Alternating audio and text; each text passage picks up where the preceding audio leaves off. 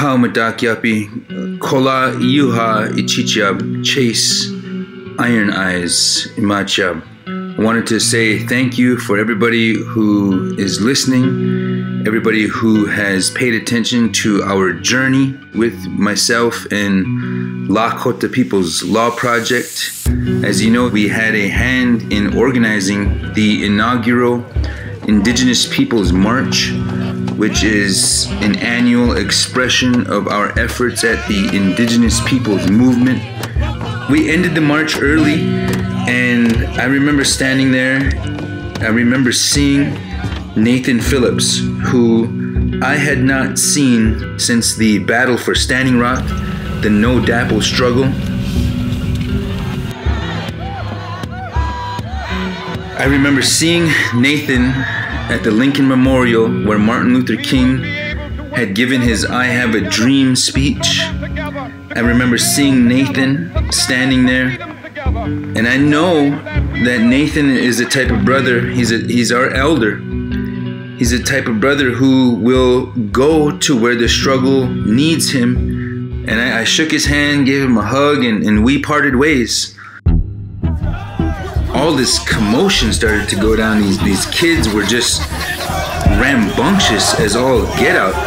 The black Israelites who we had previously kicked out of indigenous space should not have been spewing the hate they were spewing. I was close enough where I could film them, I could see them, I could feel that aggressive energy coming from them, but the only way I was going back into that melee is if they started to attack Nathan Phillips.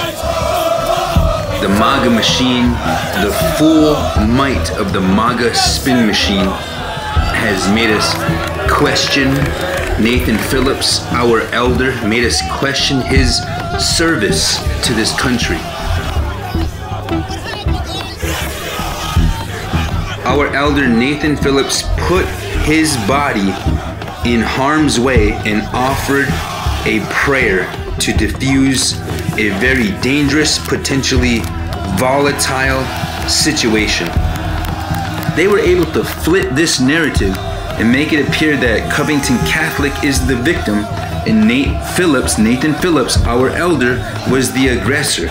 We must always remember what we saw. It's not rape if you enjoy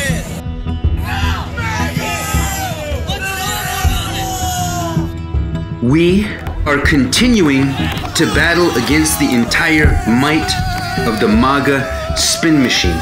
You can see the narrative change, just like in Standing Rock, where indigenous nations, the original civilizers, were cast as terrorists, indigenous jihadists in our own homeland.